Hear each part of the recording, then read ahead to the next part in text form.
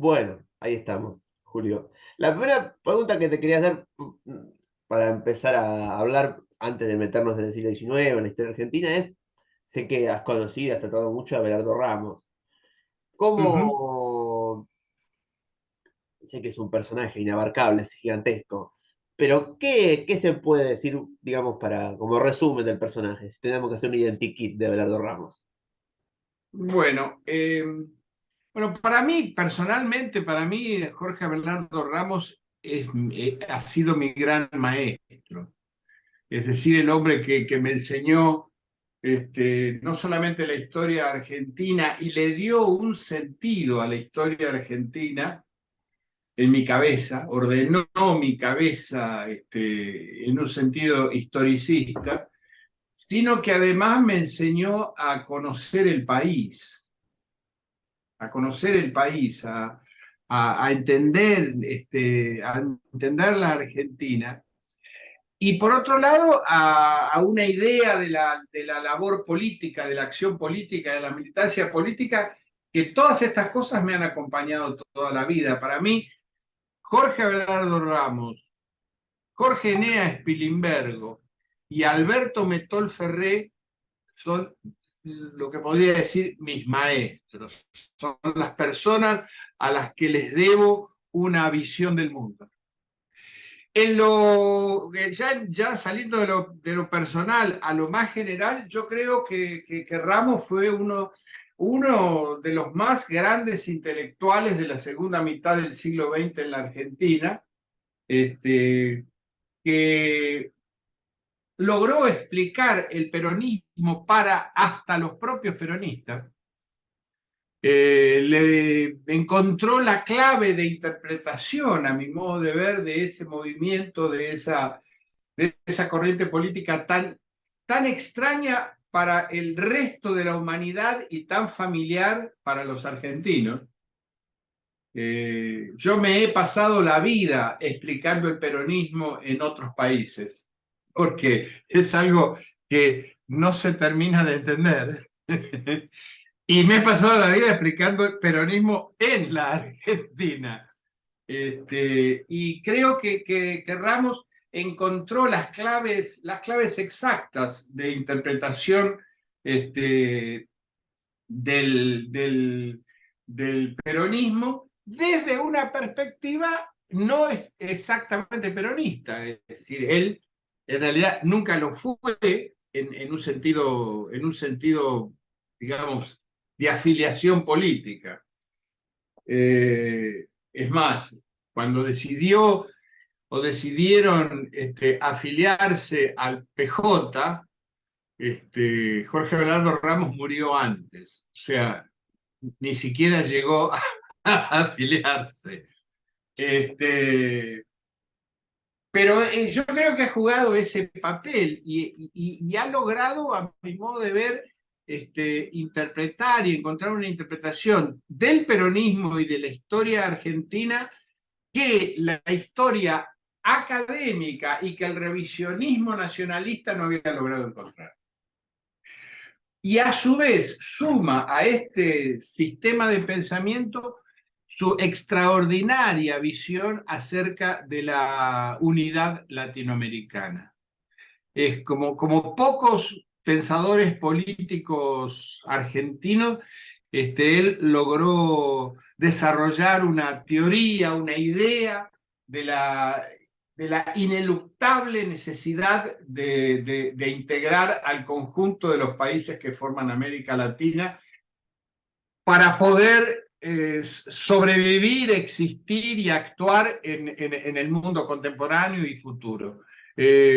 Su libro Historia de la Nación Latinoamericana es un libro inevitable para cualquier persona, hombre o mujer de este continente, que pretenda meterse en el tema de la unidad latinoamericana.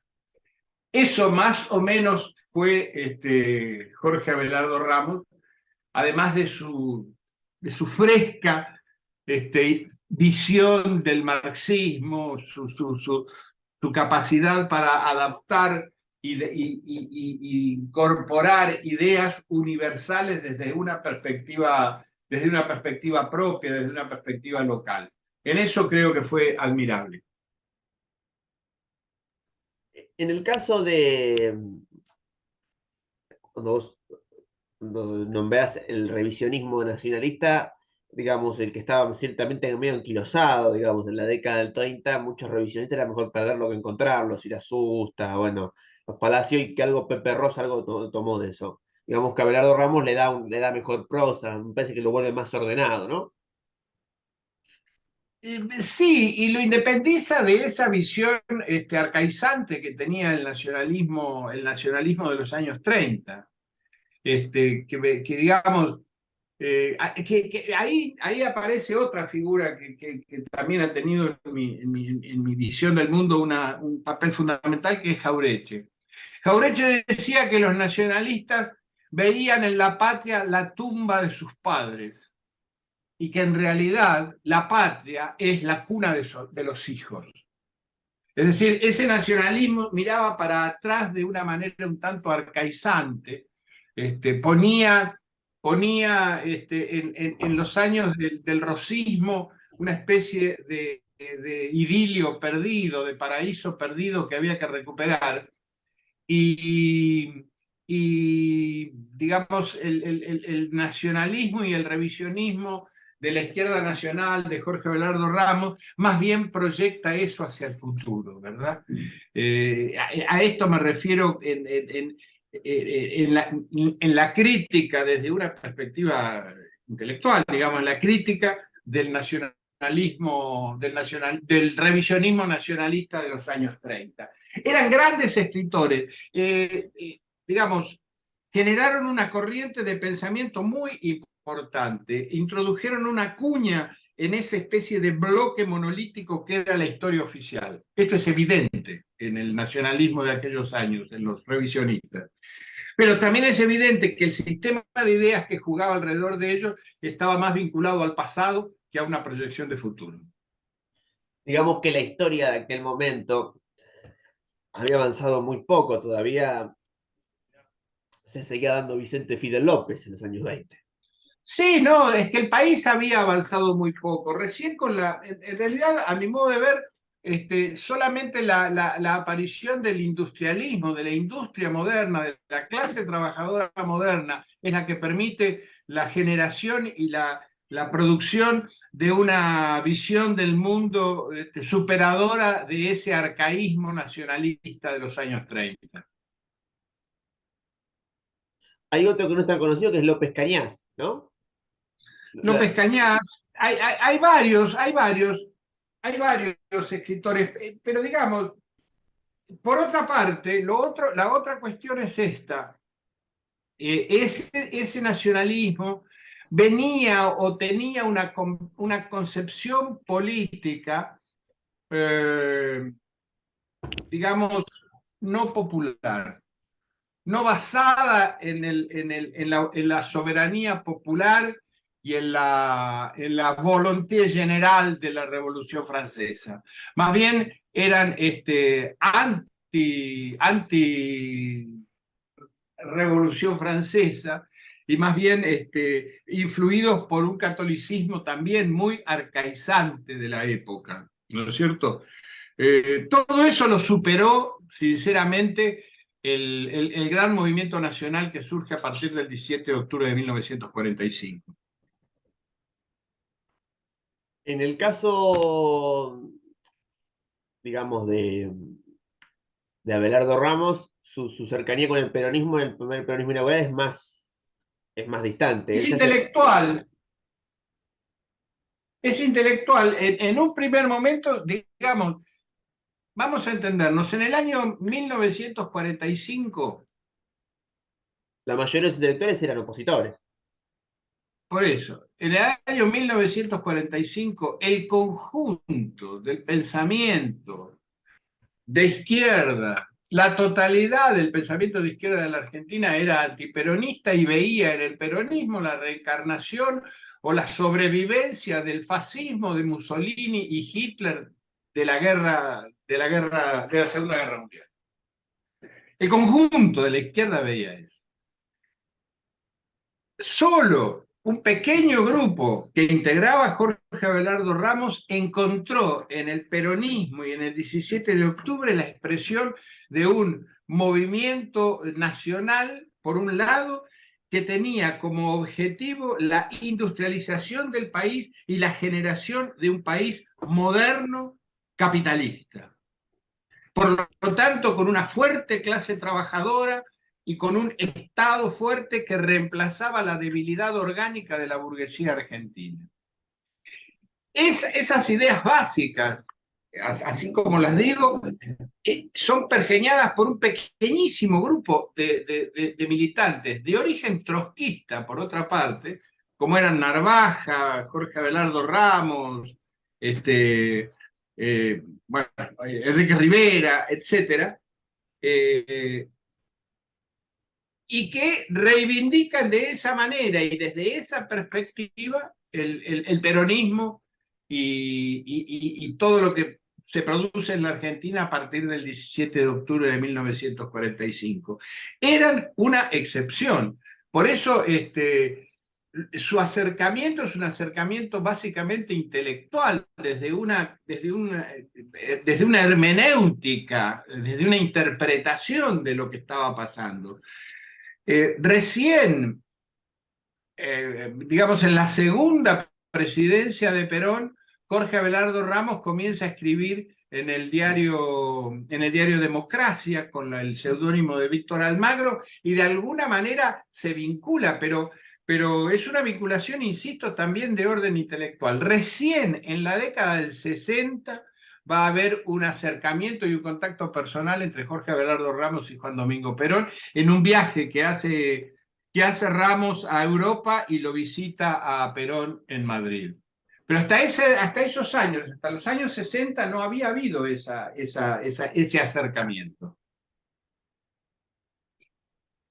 Bueno, digamos que es el proceso de acercamiento de los sectores de la izquierda, la llamada izquierda nacional, con el peronismo. Hernández Arregui también en algún momento con el peronismo había tenido su distancia. Sí, Hernández Arregui venía del radicalismo en realidad. Hernández Arregui era un hombre muy particular, era un hombre muy hosco, muy encerrado en sí mismo, no era una persona, no era un político Hernández Arregui.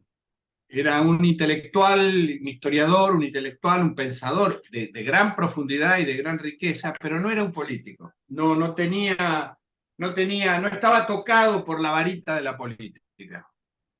Se nota en la prosa. Abelardo Sí, se nota en todos lados. Si lo hubieras conocido, era un hombre muy encerrado en sí mismo, bastante agrio, poco simpático, quiero decir. Vos no podés hacer política y ser antipático. estamos de acuerdo. Pasa que el Colorado es literatura, es un poeta el Colorado No, Ramos. tenía una gran pluma, pero además, como dijo una vez un muchacho delante mío que lo fue a escuchar, dice, habla como escribe. Era un gran orador, era un gran encantador de serpientes. Pepe Rosa no, por lo que tengo entendido. Pepe Rosa era también. No, Pepe Rosa no, pero es que tampoco Pepe Rosa era un hombre de la política. Digamos, Pepe Rosa nunca organizó nada. Y no es una crítica, cada uno hace lo que está en condiciones de hacer. Pero Pepe Rosa nunca hizo política en un sentido de juntar gente, organizarla, repartir volantes y todo eso. Eh, bueno, originalmente era sobre el siglo XIX, pero me surgen más preguntas. Dale, no, sí, por supuesto, dale. El Colorado sé que con los montoneros, con la muchachada no tenía buen tino. Y que nunca se entendieron, nunca. ¿Por qué? Bueno, si vos te referís a muchachada, a las organizaciones armadas peronistas, no, por supuesto. Porque eso era una locura, digamos. Se sabía que eso iba a terminar como terminó. Digo, no había otra posibilidad de que terminara de otra forma. Un desastre.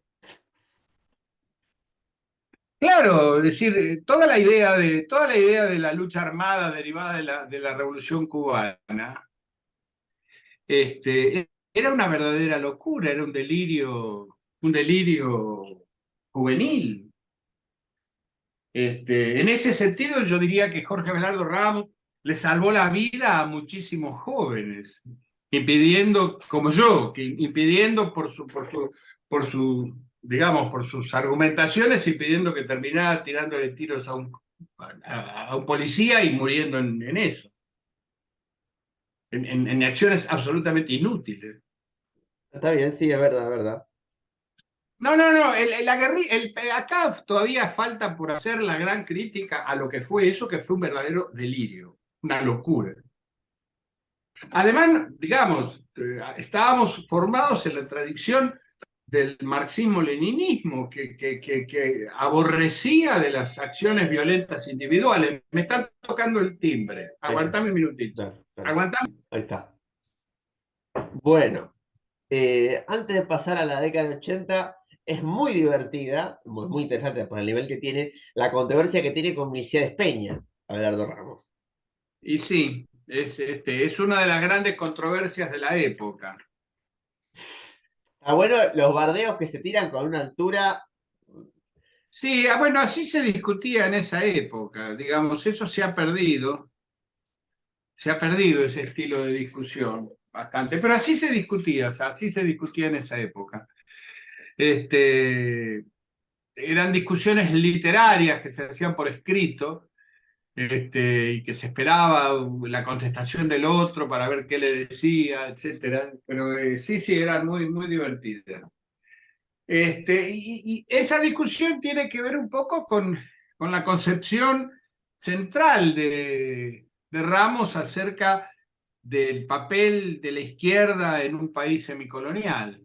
Digamos, Milcíades Peña era absoluta y enormemente cipayo, es decir, que carecía totalmente de una concepción nacional. Lo que pasa es que la historia del pueblo argentino de Misiones Peña lo que tiene es una historia económica, no es una historia política. No, sí, es una historia económica, pero equivocada. Una historia económica, pero equivocada. Este, no, él no entiende la naturaleza semicolonial de la Argentina. Porque es una No especie de entiende. una historia de las clases altas más que de la Argentina, como de las internas de las clases Sí, altas, como que le falta el sí, bajo pero por pueblo. eso, pero lo que no tiene es la idea de la construcción de una nación, de la construcción de un país, de convertir un país semicolonial en un país capitalista autónomo. Digamos, eso, él considera que todo es capitalismo. Digo, y es antirroquista, o sea, tiene los prejuicios del mitrismo. Pero Roca Peña es. fue, a ver, vamos a decir también, lo que dice de Roca es cierto, Roca es el triunfo de la sociedad rural, es la cristalización de la sociedad rural en el poder. Eso es mentira, eso es mentira, eso no es, el que piensa eso no entiende nada. Roca es el triunfo del Estado Nacional y del interior sobre el puerto. Y por supuesto que el desarrollo capitalista, el único desarrollo posible en ese momento era la exportación de ganado. Pero Roca es el que destruye por lo menos las bases de sustentación del mitrismo, que era la imposibilidad de construir un país y un Estado nacional, generando la idea de una Singapur porteña separada del resto del hinterland territorial. Es decir, Sí, Roca es el gran fundador de la Argentina. sí, sí, es el que funda la Argentina moderna. Eso lo dice José Pablo Feynman, inclusive. Sí, sí, no sé lo que dice Feynman, pero digo, la crítica a Roca es una crítica mitrista. Pero, por ejemplo, Es Félix Luna lo mitrista. defiende a Roca. Félix Luna en Soy Roca Hace existe. bien que lo defienda. Si él es riojano, ¿cómo no va a defender a Roca? Si él es riojano. No puede sino defenderlo a Roca. Si no lo hiciera, no se, traicionaría su propio origen provinciano. Digo, eso es central en el análisis. Eso es central en el análisis. Esa idea de las clases altas es una estupidez. Una cosa era la burguesía comercial porteña y otra cosa era la gente decente salteña. Era una cosa totalmente distinta. No digo que fueran mejor o peor, pero eran totalmente distintas desde el punto de vista del análisis económico al que se dedica Melquiades Peña. No, bueno, pero la construcción de clase dominante del roquismo es la repartir entre 300 propietarios. Pero lógico, pero no está mal construir una clase dominante, quiero decir. No, Pero obvio. es una clase dominante nacional, es una clase que se propone la construcción de un Estado sobre el conjunto de la nación que beneficia a las provincias que hasta ese momento estaban muertas de hambre. Sí, bueno, pero se podría haber hecho una conquista del desierto, entre comillas desierto, de alguna No, manera. no, no vengas con esas pelotudeces. No, no, no, no, no, no, no. Eso es gilada mitrista. Eso es gilada mitrista. Es para la gilada eso. No tiene, no tienen la menor base de sustentación. La menor base de sustentación, realmente. Yo no sé cómo los peronistas se vuelven antirroquistas y salen a defender a los indios. Que lo que impidió Roca es que eso fuese chileno, no indio. Chileno, que era el problema. Pero lo que digo yo lo dice Viñas en Indios Pero Ejército. Viñas es un imbécil. Viñas es un gorila. ¿Pero qué me decís de Viñas? Viñas es un gorila. Bueno, Antiperonista Julio, del no 55. se enoje, Fubista antiperonista. le pido disculpas, no se enoje. No, no, no, no, tenés que pedir disculpas. Digo, pero el argumento me da risa. No son argumentos nacionales. No, bueno, No son argumentos derivados del campo nacional, son argumentos de la historia cipaya, de la historia antinacional, de la historia, las versiones izquierdistas de la historia oficial. Eso no tiene que ver con Pepe Rosa, ni con Fermín Chávez, ni con nadie, ni con Ernesto Quesada. entonces, ¿de dónde viene esa visión, si se quiere? Del fubismo, del fubismo. Se cortó. Eh, ¿Qué pasó? no, no, ¿y me escucha?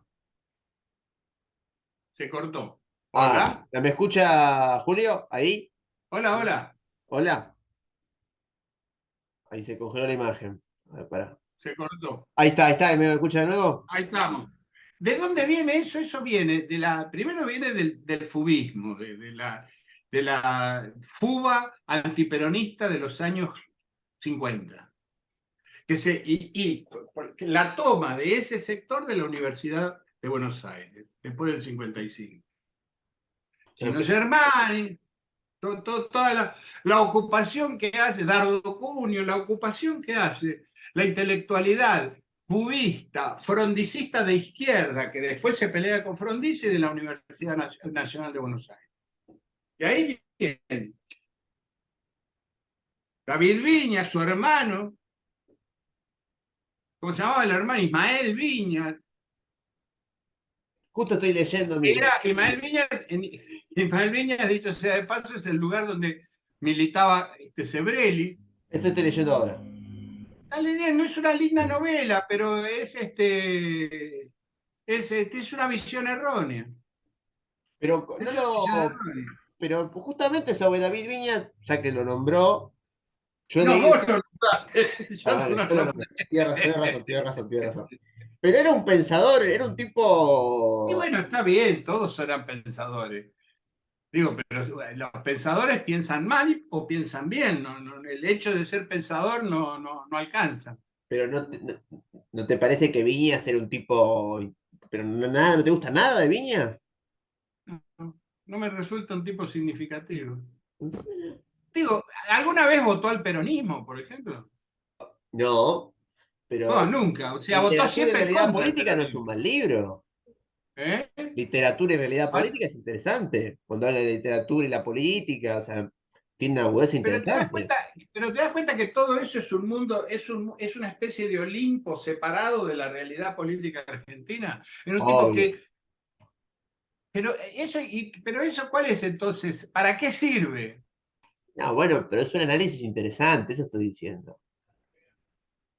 Si te gusta, no tengo nada que decir, pero no me parece constitutivo, digo, no me parece. Es el mismo, eso ha hecho Noé Trick, eso han hecho todos ellos. Han hecho todos lo mismo. Y nunca han encontrado una conceptualización que los vincule a las grandes masas argentinas. Siempre lo han hecho desde el atalaya de la Universidad de Buenos Aires, de espaldas al conjunto del país, por otra parte. De modo tal que para el diario Clarín, la página literaria del diario Clarín, Héctor Tizón es un escritor del interior, no es un escritor argentino, es un escritor del interior. En cambio,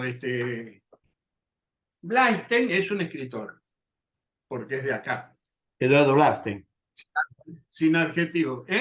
Eduardo Blafstein. Sí, Isidoro Blaisten o cualquiera de ellos, digo, no es un escritor porteño, es un escritor.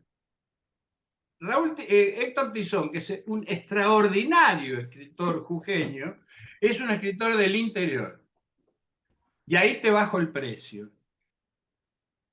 Digo, es ese mundo, me refiero, el que ha constituido la intelectualidad argentina. O El sea que sería, mandarinato, o sea que como puede decía ser Ramos. la otra cara de la moneda del intelectualismo gorila, o sea, como que Viñas es, Es la cara de la moneda del intelectualismo gorila. Es eso.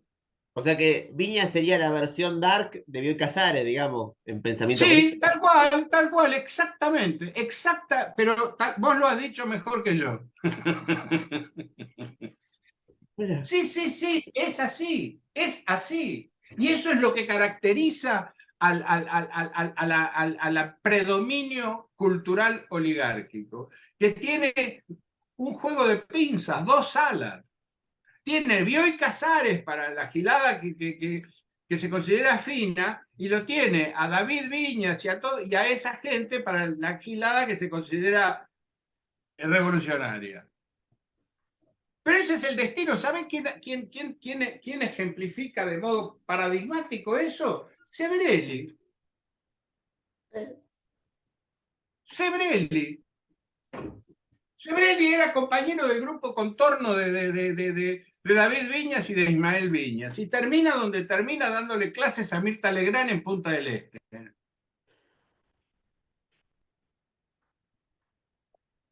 Bueno, con eso cerramos la entrevista y hablamos un poco de no. Dale.